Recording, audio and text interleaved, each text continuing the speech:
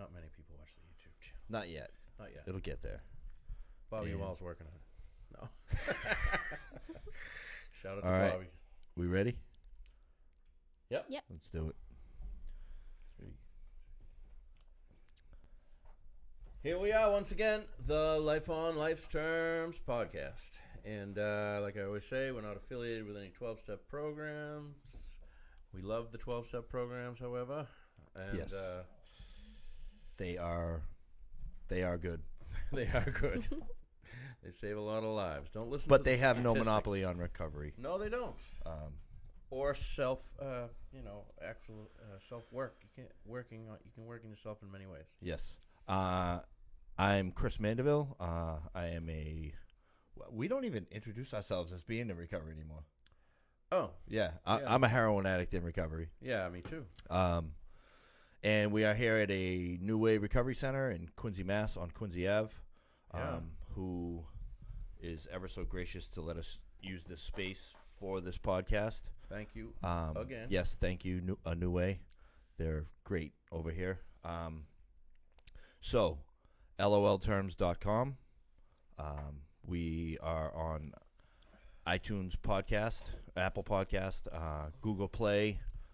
Please like, share, subscribe. Yes, please. Share this video. Right. Add people. Please subscribe to the audio program podcast if you can. If you would. It's great. If you can't get to a meeting, at least you can listen to one, like driving into work instead of screaming at the people that are cutting you off. Exactly. Like I do. Now. But we're just trying to bring awareness to what's going on and be aware and reach out to the people that maybe can't get to a meeting. Because I'm a single dad and I know I can't get to meetings a lot. So that's just another way of getting some recovery in. And tonight we have Alex, who reached out to us last week. We always ask, I say it all the time, if you have a story that you want to tell or you think you have a story that should be heard, please reach out to us and we'd love to have you on. We want to hit this from every angle. Should be heard is more important than want to tell, because you might not want to tell it. Yes. Some people are very afraid of speaking, and but this is pretty easy. It's good work and easy stuff, yeah. So we're gonna turn it over to Alex, and she's gonna share her experience, strength, and hope with us. Yeah, thanks a lot for coming. Yes, thank you very much. A very interesting thing that you bring to the table here. Thank you. I'm really happy to be on here tonight. I'm really grateful to be on this podcast. It's great. It's great where you guys. It's also we get to talk about recovery and share your strength and hope, and that's something that I really love to do. And I included it a lot in the work that I have dedicated myself to. These past which years. which is interesting, and one of the things that wanted me to get you. It made me want to get you on here faster. So. You can tell our viewers what you do. So I am a medium, and I like to just say that in simple terms for you guys. It's not just talk to dead people, but it's not like Sixth Sense. I see dead people. Yeah. I was a medium once. Now I'm an extra large. Yes, I'm an extra large as well. It's great. There's so many. Sorry. I like schmedium. But yes, besides that, in more complex terms, I like to consider myself a messenger, and I bridge the gap between the afterlife and the physical. And a lot of people that seek my services are people that are in their journey through grief and healing, and it's a really, really great feeling to be able to help those people. Yeah, because I know some people who struggle a lot with losing people, and survivor's guilt and a bunch of stuff. It can be very difficult, and especially if you're in recovery. I know for myself, I was still active when my mother passed away. The last chance I got to talk to her, I didn't take because I wanted to get high. And by active, you means you were Yes, still actively using. I was still actively using drugs and alcohol, and like she called me, and I was like, I had just gotten high, and I was like, Mom, can I talk to you tomorrow, or can I call you later? She's like, yeah, no problem. Well, she basically died the next day, so I like gave up that opportunity to talk to my mom for like the last time. There's something I want to say about grief, and I have no idea. I mean, I've heard the grief process and what it is and all that stuff, but one thing that I've observed, and I have young parents, and they're still alive. I lost my grandparents, who I love dearly, but anyway, one thing, and the one blessing that I've had in those experiences, and that I've watched people I know struggle with, is the date.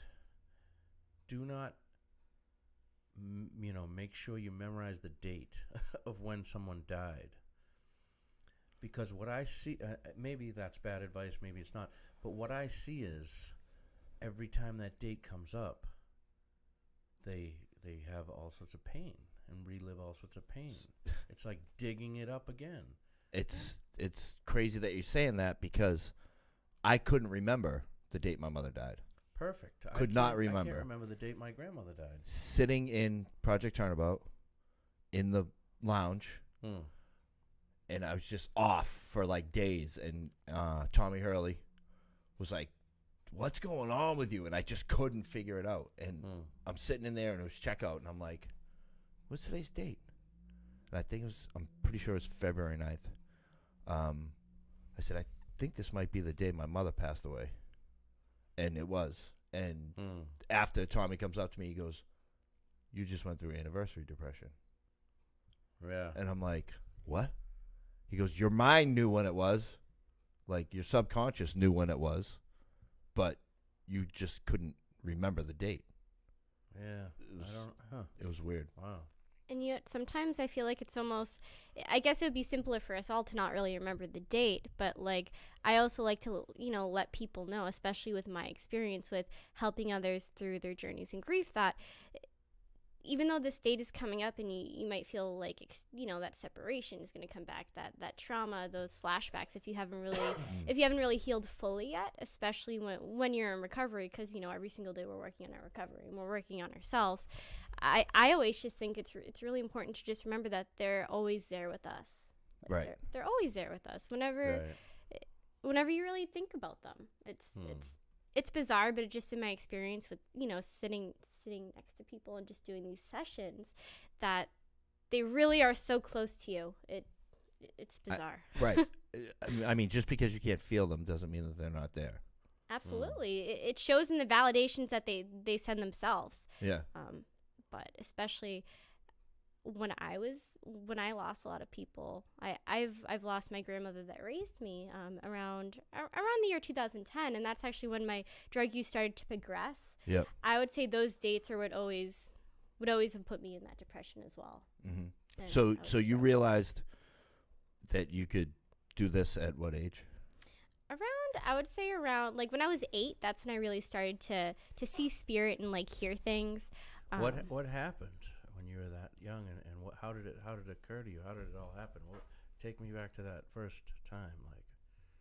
So like running and playing around as a kid, I would just hear someone call my name, and I'd run upstairs to my nanny and be like, "Did you call me?" And she'd be like, "No, what are you talking about?" There would just be so many little instances of that, and I would feel things, I would see things, but like I grew up in a Catholic family, so that's nothing that I would ever talk about. Right. Yeah. Absolutely nothing. Oh no, that doesn't happen. No nope.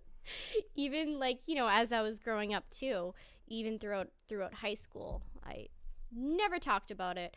But when my grandmother passed, actually, when I was a sophomore in high school, that's when things started to progress a little bit, also with my addiction, because I wasn't in recovery yet, but also with my paranormal experiences. So like when something like this would happen, like, did you think like, am I crazy? Like, am I hearing these? Do I have schizophrenia? Or, you know what I mean? Like, because I don't know. How do you tell if it's like real or if it's like just your head?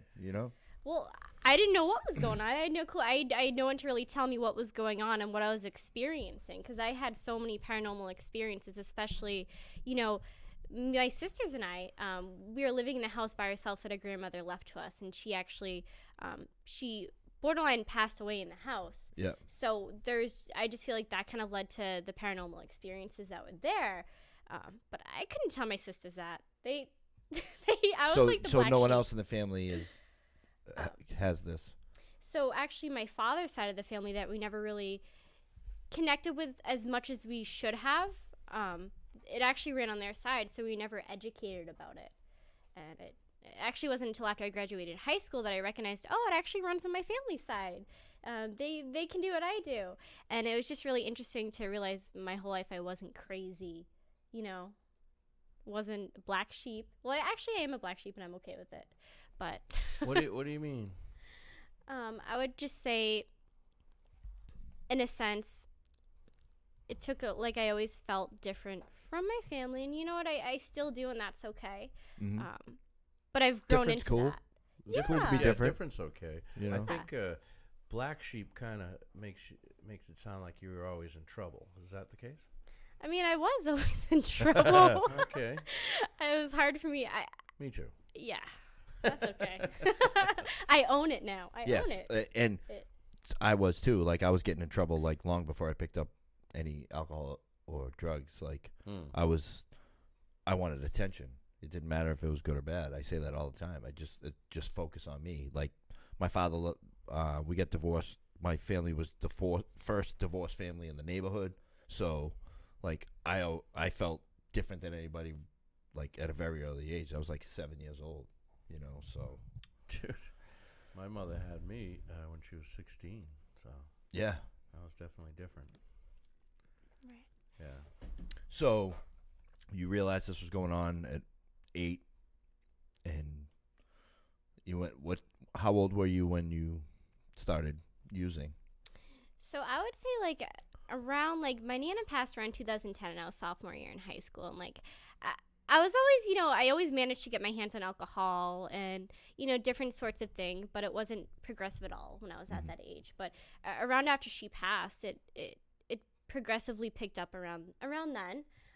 But it kind of spiked. It slowed down a little bit throughout my years in high school, and it's weird. I was still having these paranormal experiences, but I was progressively running away from myself and running away from my feelings and not really knowing, escaping from what was going on inside of me.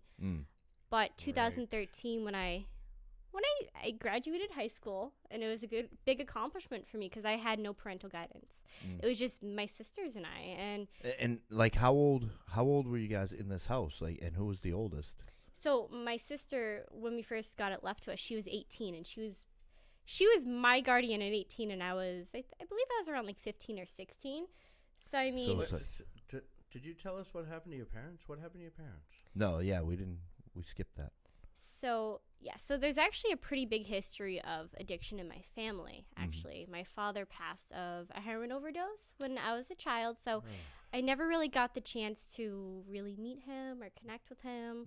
And my mother has, she was active in addiction, so I never really had that relationship with the mother. But my grandmother was always basically there to really, pick up the work, and she really did. She did a hell of a good job. Yeah, she did. And now you grew up where? I grew up in Squantum. Oh, really? Oh, okay. So you're a Quincy kid. Yeah, Quincy local. Oh. Okay. So at what age did your grandmother take over?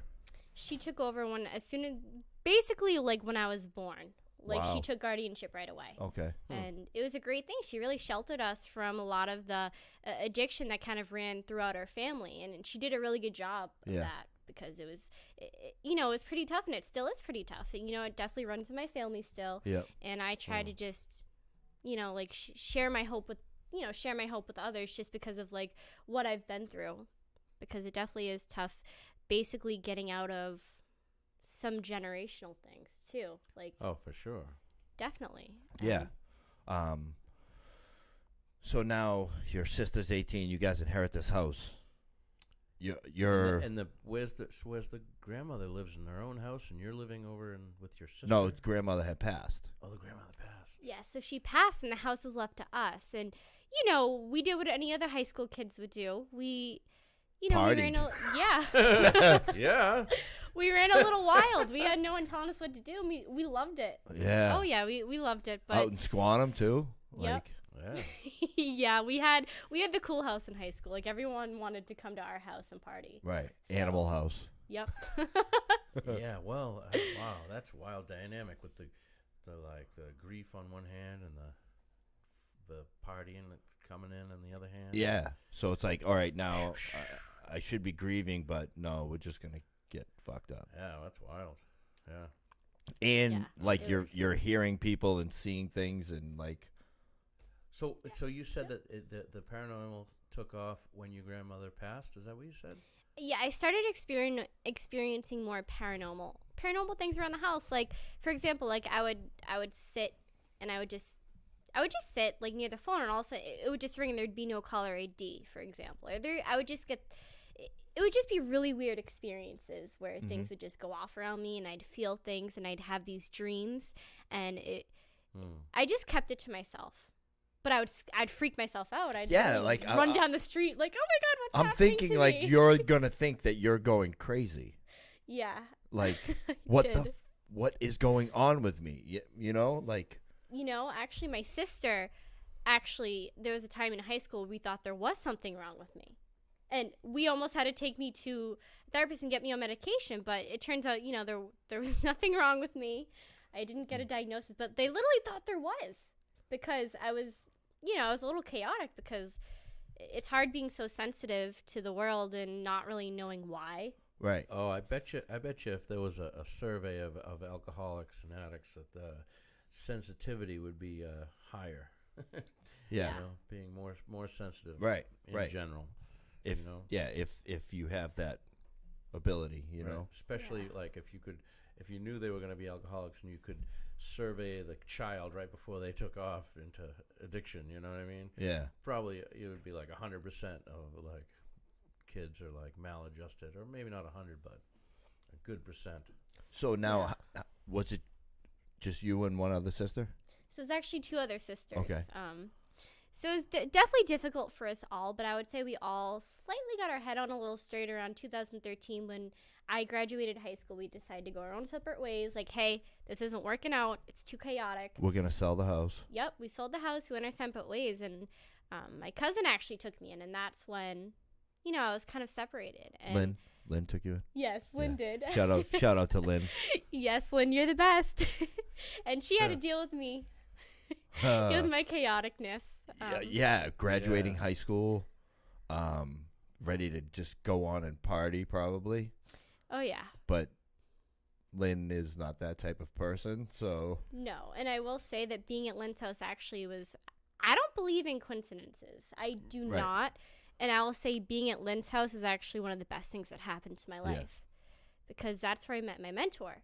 And I had no clue what a medium was. I had no clue what Lynn was doing, but she's always been into, you know, mediums and group sessions. And one day she told me about it. So I was like, oh, yeah, sure, I'll come, yeah. And I went there, and I literally had no clue, like, what it was. And, like, and my mentor, Nicole, was there, and she looked at me. She's like, wow. She's like, you can do what I want to do, and I want to help you.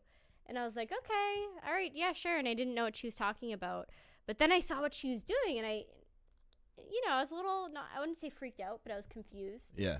And Skeptical. yes. Like, this lady's full of shit. Like, I didn't believe It's okay. You can be honest. I didn't know what was going on. Yeah, I was like, right. yeah, okay. Then she told me a few things that my own Nana, who passed, said that, you know, she knew what I was up to and stuff. And she said a few validations that only my Nana would know. And then I was like, okay. All right, yeah, I believe that, because I was really embarrassed. And I'm not even going to say it on this podcast what she knew, but she knew what I was up to. Yeah. And it was embarrassing. So I was like, okay, I want to do this mentorship. And Wow, that's pretty crazy. It was kind of a formal mentorship. so we're actually really close now. We've had a great relationship, and it was a pretty intense mentorship. She's basically been my mentor and now a good friend of mine since that year. And it was a lot of work and a lot of dedication, and it wasn't easy. I worked on myself every single day, because it definitely takes a lot of dedication to really open yourself up to that. So it wasn't easy, and she's a really credible renowned medium, and she helps a lot of people with, developing their intuitive gifts and just really getting to know who they really are. So it was really healing as well. So I'm really appreciative that I met her. Oh, Very I bet. good. Yeah. Because now you have an idea of why this is happening to you and that you're not batshit crazy. Oh yeah, and she really made sure to validate that to me, that I'm not. Like, everything was saying, no, you're not crazy. Like, those dreams that you were having, all that stuff, what you're feeling, like, it's totally normal. And it was so relieving to hear that. And I think I'm sensitive in general, but that also made me more sensitive. So it was just a really big relief to do that, and to be able to help others with their grief too, and really understand and learn how to help others with their grief. Yeah. But so now during this mentorship, did you get sober or did you struggle? Were you back and forth? So I would say, like, the first year I actually signed a contract, and I was sober for that whole year. And it wasn't as progressive for me at that point. Like, it kind of went in and out of being progressive for me. But for that year, I managed to, I think also with Lynn's influence, I managed to not really use anything. And I was pretty sober for that year. And it was really good because I opened up a lot. But I would say after I moved out, I started gradually getting back into my drug use. And it was becoming more frequent. But I was able to easily control it. Mm-hmm. And still be able to help other people with my gifts. So I thought, it was okay for me. It was okay for me to do that. And, the denial, obviously. Yeah. It's okay to do this. And, if you can still help other people. Right. So that was how it went. You were just justifying it like we all do. Yep. Yeah. Just right. That's rationalization and justification. pretty standard. Yeah. Yeah. What was your drug of choice? So it was actually Percocet, and then it went from that to a lot of different prescription drugs, but basically Right. Percocets and Adderall and Yeah. those two. Yeah. Yeah. If I could afford that stuff, I would have done that, but it was just basic economics. Like, heroin's cheaper, so. And when I was getting high, the OCs were just coming on the scene. Right. People were just now robbing pharmacies. They were just now going down to the pill mills in Florida, and I had already moved past that. So I've never taken a Suboxone. I don't know what they feel like. I don't ever want to know what they feel like. I got them in detox once. There was I'd never heard of them before. Every detox I went to was comfort meds. Clonidine, Bentyl, freaking Librium. Oh yeah, that was it. Suboxone was not worth it. I'll say that literally was the worst time of my life detoxing off that, and it just wasn't even worth it. I've heard that from lots and lots of people. When I was at NorCap, they detoxed me off heroin using oxys. Really? Yeah, they gave us. I remember too. They gave us 30s, then 20s, then 10s. Wow. I mean, but it's measured. It's a lot less work. You know what I mean? But I was probably, isn't there two of them? There's oxycodone and something else. Hydrocodone and oxycodone. I think. I don't know. Anyway. Yeah. Yeah. It all sucks. Yes. It all leads to the same place. Unless you're really in pain, and then maybe it's not so bad, I guess. So now you're going back and forth, and so you're helping people, you're talking to their loved ones that they've lost and doing this, but you're still using. Yes, and like I said, for a while I was able to control it because it just, I was still doing what I love. I was still helping people. I was still doing my entrepreneurial work. I was, selling energy drinks and shakes, whatever I could do. I just loved to do it. Yeah. So it wasn't really a problem for me. And I was always well, obviously it was, yes. But I managed to appear very high functioning. Yes, we can put up a pretty good facade. Yeah. Yeah, you definitely can. It's also especially sad with some alcoholics who can be high functioning. Like my grandfather was such a great guy, but he died an alcoholic, active alcoholic. You know what I mean? He just drank, and he functioned, and so you never have this big problem that you inspired to get over. So you can never. It's a tragedy because you can't live the life that you maybe would have lived had you gotten sober, Right. had you blown everything up and gotten sober, you know. Yeah, like a high functioning alcoholic. Like, okay, I get up, I go to work, I come home, I watch drink TV I and watch TV, drink it till I pass out. Yeah. Get up, Do it again. go to work, like over and over and over. It's But like, what kind of movie is that? you That's can a terrible you movie. hold your life together. You can pay your Sure. bills. You can put money in the bank. So would you want to watch that as a movie? Right. No, you wouldn't. You wouldn't want Right. to be the star of that movie. Right. Like Groundhog Day. Groundhog Day. Exactly. With no happy ending. So now, how old are you when you started this entrepreneurship? I mean, your training, So Mentorship. That's it. That's the word. yes, mentorship. So I was around 18 years old, and that was around 2013, and it started to really progressively pick up for me in the work sense where I would do more platform public events. Mm-hmm. And if it felt really good for me. I did them maybe once a month or every other month, and it's just really good because if you guys haven't really experienced a group session, basically you're part of a collective that's all there for similar purpose. You're on the same wavelength in a sense where you're all grieving, and you're all there for something you want to get out of that. Messages, validation, closure, healing.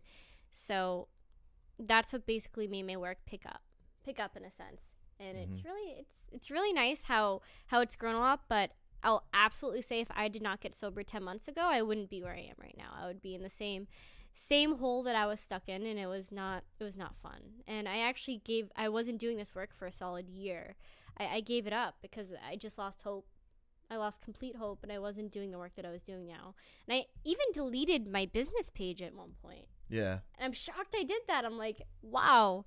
So Now is that because you felt ashamed or you just didn't want to do it anymore, or? I felt I wasn't capable anymore. I felt like I deserved what I was the life I was, I felt like I deserved what I was living. Yeah. And I didn't low feel self-worth, low self-esteem, yeah, I'm not good enough to do this. That's right. Yeah, that's awful. It's an awful place. And been there. Yes. Yeah. Absolutely. It's hard, to when you're in that struggle and in that addiction, and obviously you have a gift, but your addiction blocked you off from it, and you not being able to do it, and it's amazing how it makes us feel. Yeah. Right. When it says that God could and would If he were sought. if you sought. So I remember being like, I believe that he can, but I don't think he will. Yeah, right. Yeah. Not for me. Not for me. What an awful place. I'm that too is. much of a shitbag. Right. Yeah. Right. But all it takes is, you just got to ask. You gotta ask. Exactly. You gotta put your feet in the right direction and keep doing the next right thing for a while. Mm-hmm. And then it's like a small light in a dark room that just keeps growing. Yeah. So, Absolutely. all right, you're doing this in this room with all these people that Dark room? no No. they want they want to hear from their loved one. Is it do you just hear chatter in your head, or how do you tune in? Can you beam in on one person, or I've always thought about that when I hear about these things and people that can do this stuff. So basically, when I'm in the zone, I am in the zone, and it used to be a little bit more overwhelming in a sense where I would hear a lot of spirits trying to communicate with me as ones, but I've really worked on myself and honed in on the sense where when I'm in that space, I basically see, hear, and feel all validations, and I get dates, specific names, and shared memories. And usually spirit will it's bizarre because I'm also clairvoyant as well, but the spirit will just basically show me who they belong to, and I'll always have specific names as well because I'm not a vague person, and I don't ever deliver any vague information, especially for someone who's coming in doesn't have that changed perspective yet that I like to deliver to people. If you just come in with healthy skepticism, which I welcome all the time, I'm going to want to give you evidential information, nothing vague. So Right. Something that you know this is your people. yeah, absolutely. And That's pretty cool. what's even funnier is I love when, and I'm not being a bully or anything, but I find typically a lot of men tend to have more healthy skepticism, and a lot of men tend to come with their girlfriends, and I love it when they get, kick-ass reading. It's great. It's great, and they'll come to me after and be like, whoa, like, okay, like, I didn't believe in any of this at first, but thank you. Yeah, because, like, I mean, it's just an assumption, so it could be wrong, but you probably see more women that want to do this than men. Absolutely. A lot of my clientele are a lot of women. Yeah. Because I could see that, like, The ego. yes, ego and machismo, Yep. like, yeah, that's bullshit, But they really want to know, like, what Grammy said, you know what I mean? Like, but they're not going to tell you that, or their girlfriend, Mm-hmm. or Yeah, we'll just tag along. Yeah, we'll just tag along and check out this event. yeah, they'll cry alone at home, I believe there's a lot of things I don't know about. I don't know about that stuff. I don't know. Like this, where it comes from or what it's all about. Things that happen in my life, there's like no other explanation than a power greater than myself. Like, Sure. like, I know that. For that I do know about. and there's got to be like some type of connection between the two somewhere, like people like yourself or whatever, because like this is just temporary. This skin bag that I'm wearing, you know what I mean? Oh yeah, Yeah. I believe that we are spiritual beings in physical reality. But my wife, she watches all the ghost shows. Oh yeah, all the ghost shows, and some of them, and I like to give her a hard time. But some of them are just like, whoa, they hit you. You go, wow, that's. Yeah, but some of them I'm like, yeah, Beat so it. silly. yeah. Yeah, no, that there's been a couple where there's been like satanic rituals in a house, and they go and and it's like all the family members have scattered because they don't want anything to do with it. It's like, oh, there's some definitely some scary things and some supernatural things in the world. Yes, it's more than meets the eye, and I totally believe that, for sure. Yeah, absolutely. I mean, that like whole satanic ritual stuff freaks me out. I'm not like freaks me out too. But I do. Oh yeah, like there's good and bad in everything, and like I know like a lot of people from Haiti, like they like voodoo.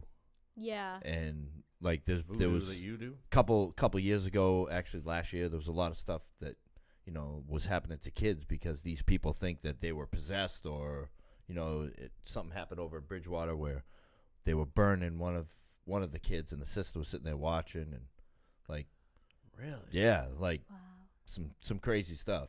Hey. So like it can get a little out of hand as well.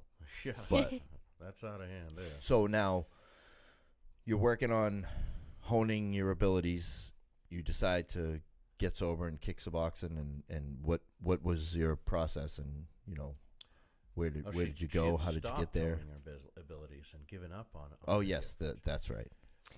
And it's really funny, actually. Another mentor of mine is actually one of the biggest reasons before I wanted sobriety for myself, kind of stopped me in my tracks and, helped me see through the massive denial that I had, that actually helped me get back into exactly where I was at. Mm-hmm. It's unbelievable. Just It's a humbling moment. Yeah, just sitting next to someone and just listening to them express, their love for you and what's going on with yourself. At first, when he was acknowledging that to me when I was getting sober, I thought he was talking about my ex-boyfriend at the time. I was like, oh yeah, I agree. Wow, you're right. It took me it took me 3 days to realize, wow, he's talking about me. I need to go get help. That's Crazy. fantastic. Yeah. Good stuff. So where'd you go? So I detoxed at my cousin's house. It was brutal. Didn't leave her for quite a while, and then I went right to the Gavin house in Quincy. And were you detoxing on just Suboxones or benzos too, or just Suboxones? I was detoxing off of Suboxone and Xanax, and I was like, not as much Adderall, but like mainly those. Well, Xanax is a benzo, I believe. Yes, right? yeah. That can cause seizures coming off of that. So yeah, but I mean, you're taking Suboxone. You want to take a fucking Xanax too, like yeah, kicking the 4-barrel on it. You know what I mean? Well, the thing is, if anybody's listening, thinking about detoxing themselves from Xanax or Oh yeah, benzos, bad idea. yes. Right. Seek medical help. There's plenty of facilities out there. Luckily, everything worked out well for was you. Good for you, and But you had people that know. right. People that have been around for a long time, like if you were to get into a certain situation or whatever, you would have gotten the medical attention that you needed. Yeah, they took care of me, and I'm very grateful because she's helped me a lot. Yes. And she's one of my biggest supporters, and she's awesome. Yes. Shout out to Lynn again. Yes, her and John are great, and I've known them for a long time, and they're like really good people. I love them. Very good people. So now you do this. You go over to Gavin, CSS. Yep. So I was there for 2 weeks, and even while I was there, like I just started to pick up on my passion again. Like I was reading people there. Like they allowed it though. Like they allowed a tiny little group session. I wasn't just going around, because that's obviously not allowed. But they did allow me to do like a small little group session there, and it kind of like ignited that again in me, where I kind of remembered and was coming out of that amnesia. Yeah. So I felt like I was you snapping out of it. That block has been removed. Yeah. Yeah, absolutely. it's almost like it's a block, like your consciousness is tuned out. You know what I mean? Yeah, you're so caught up in self that like you can't even focus on anything other than what you're going through at the moment. It's like a radio being almost on the station. Yeah. Yeah. Exactly. You know Like what I mean? Perfect scenario. Yes. Perfect. For you younger people out there, like you used to have to turn a dial on a radio, not just push a button. Right, and it could be like the needle would be like almost there. Yes. So you do your 2 weeks over at CSS. Yes. Next move. Next move, I went straight into a sober house. And from there, I just started my journey. And at first, I didn't work on the 12-step solution. And once it was introduced to me, like my recovery got a lot easier. A lot easier for me. Right. And I finally looked at myself, so it was great. And I started, the moment I was in a sober house, I started doing events again. Like that was one of the first things I wanted to do when I got out. Like I planned my first event, and I started doing them like every single month for about, like, I was in there for about 8 months. Okay. So I was doing them every single month, so I was really snapping back into it again. Felt pretty good though. Now, Did. during this, were you working a regular job or? Yeah, so I still work there too. Work there a few days a week. I work at Goodwill in Quincy. Okay. Nice. And it's pretty. You like getting readings off of all sorts of stuff there? I know. Imagine that. Like pick up a teacup and like. Oh, this woman. Whoa. Was a jerk. This was Abigail Adams. You know. This lady was a real jerk. Yeah. Or yeah, grab a house coat and be like, ew, she sucked. You know what I mean? No, I mean, we know that it's. Has that ever happened? An item? You got a reading off an item? Well, I mean, I do a pretty good job now of blocking myself out, but once in a while I'll feel a different shift of energy. I'm like, ugh, I don't like that. Doesn't feel good. Oh, yeah? Like, Yeah. oh, yeah, she had bad energy. But Yeah, like walking through a room and you feel like a cold spot. yeah. You know what I mean? Like, Oh, that's a telltale sign on the guys who was walking around in those shows. on those shows. Feel how Yeah. cold it is here? Yeah. It's really cold. Yeah. Some of those Yeah. shows, dude, I'm like, Why don't you turn up the heat? dude? Yeah. That's Yeah. You're in an abandoned building. Put on another hoodie. So Oh, sorry. Yeah. It gets funny because you can. In all so seriousness. all right, you're working at the Goodwill, you're doing your shows, and what's next? Gavin. Yes. So basically, I've just been dedicating myself more to just basically connecting with people on a different level with their grief and healing, and it's become more than a dedication for me. It's just well, it really is my everything, but I just love being able to help people, and it just feels really, really good. So I'm basically about to be going full time with it, and it's taken up a lot of my time, but it feels good because it doesn't feel like work for me. Right.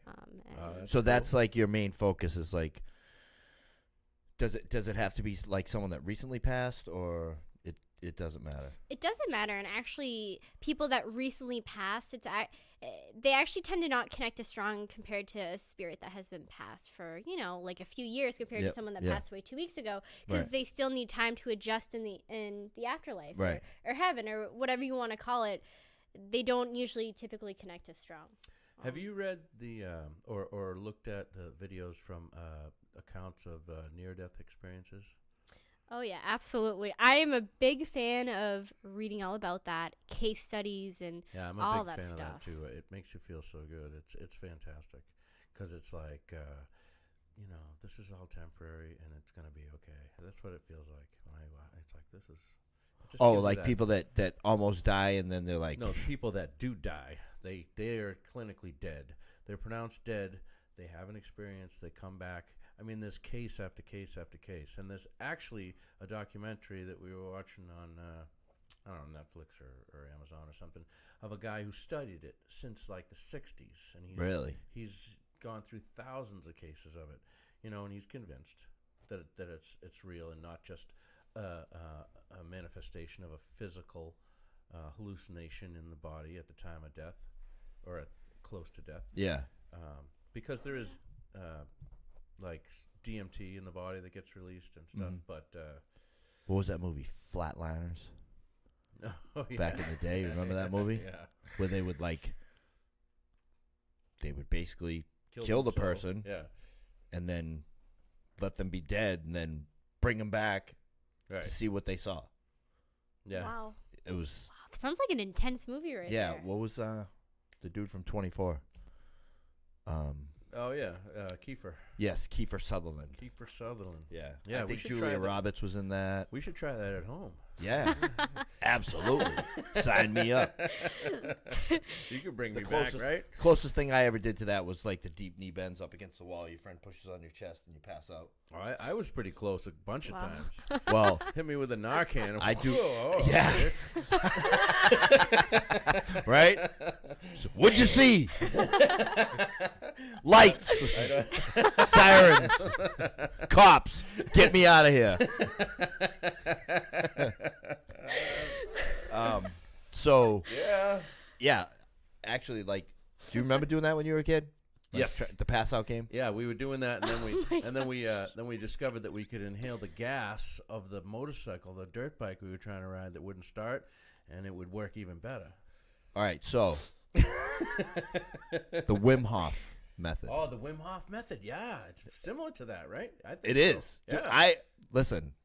So the kid I'm working with, going through the steps, introduced me to it. I was doing it in the work truck. I'm like, let me bust off a little Wim Hof before I write some resentments, right? Oh, no kidding. Dude, I couldn't even hold the pen. Like, my hands were numb. I was borderline passed out. That's sitting in the truck like, yeah. That's cool, though. Like, you just breathe in deep, like, you keep like breathing. 30 times. Wow. Then you give it a break, and then you do it again. It's like a freebie. Wow. This guy has been in ice for 7 hours. Like I want to take the class. Yeah, he generates heat from his. He climbed Mount Everest in a pair of shorts and boots. I want to meet this guy. Yeah, me too. I was just gonna say, if anybody knows him, get him on the podcast. If you go on if YouTube, Wim Hof, it's crazy. It's crazy. Yeah, Wim could probably help some people in recovery. And give some advice. Dude, it completely oxygenates your body, your brain. Like it's very healthy. It's very healthy for you. I mean, you almost pass out, but it's healthy for you. At least it's natural. So anybody know him? Hit him up. Let's get him on the show. Yeah. Anyway. So now, if someone wants to reach you or reach out to you, you have a website, you have a webpage. Yes. So if you wanted to reach out to me and book your own personal private session or group session or check out some of my events, you can visit alexsarmedium.com. I'm also on Facebook, Spirit Medium and Intuitive Alex Sar. You can reach me on both forums. And Spirit Medium and intuitive Alex R. Alex Sar. Alex Sar, SAAR. SAAR, not Yes. STAR. I get that a lot, but it's SAAR. SAAR. Her Facebook profile is linked in the description of this video. We can put another link later on in one of the comments. Or if you go on later, you can throw it in there too. So you've been doing 12 step work. So you're is this AA? Do you do AA? Yes, I'm actually, I do AA. Nice. Sponsor anyone? I'm not sponsoring anyone currently, but it's definitely a goal I have in the future. I'm just so overloaded, very overloaded right now with a lot of the work I have, but it Yes. is definitely a good goal. Well, yeah. Now, do you get to work on your own recovery as well as doing all this? Like Yes. going to meetings, doing what you need to do to take care of yourself? Yes, things have been picking up a lot lately, so I've been working a lot on balance, and I think it's extremely important to have balance because self-care is important as much as it is to help other people. So I've been really learning how to balance my self-care lately. and Yeah, making I've my been learning meetings. for 17 years. Haven't got it yet. Yeah. It's always like, I'll get there, and then like one way or the other. Right. But- Well, it's a constant struggle. Yes. It's a good struggle though. It's a Yeah. good struggle. It is. It really is. So what else? What else are we gonna talk about? You getting any readings in here? Not getting any downloads currently. All right. That's good. Not I don't wanna getting hear it. I any. don't want to hear it. Yeah, because the ladies out there were Just asking. kidding. Oh yeah. Yeah, yeah. Because they have a women's nurturing meeting going on right now here as well. Oh nice. Women's nurturing, So- yeah. Yes, you can find her on Facebook. You said the website. We'll definitely put links in there. Right. I think, you were going to put your link on the bottom of the audio podcast, right? Your website. Yes. Yeah. So. Absolutely. I don't know. Is there anything So else? It's all good. Anything else you want to talk about? I would just really like to thank you guys for allowing me to come on tonight. I really, really enjoyed being on this podcast, and I just, like I said, I just think it's really great what you guys do. Thank you. Thanks. We appreciate that. We do this almost every week. And I was talking to Tom last week. Like, if we don't have a guest, we've been like just saying, okay, we're not going to do it. But we've changed. Changed our mind, maybe. about So that. if we don't have a guest, I think we're just going to like go live Q&A. Like, what do you guys want to Topic or talk about? something. Like, hit us off with some questions. Like, because we've not gone on and people like message us, where are you? Like, why aren't you on? Well, I mean, we You know? can give it a shot, right? Yes. I It mean- ain't going to hurt. We can relay our story. I mean, we did our first podcast, audio podcast, was like our story. Yeah. I told mine, then you told yours. I think that's how it went. Yeah. But that's only in the audio. That was before we went Facebook Live or anything like that. Yep. So yeah, it's been really good.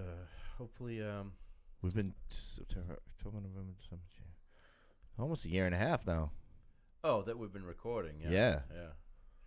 It's been pretty good. 49 speakers. I was actually on my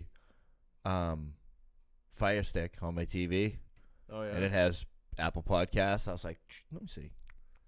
oh popped yeah. it up, yeah. Popped it right up. Yep, Nice. yep. So I Good could stuff. have listened to them right on the TV. So yes, LOLTerms.com. Like, share, subscribe, please. Please, Uh, yes. Please and Share thank this you. video. And once again, anyone that wishes to come on here and share their story, you can message myself or Tom or the Life on Life's Terms page. We are very responsive Yeah. because we always have our phones in our hands. Right. But yes, Thank you so much, Alex, for coming on. yes, thank you. Appreciate it.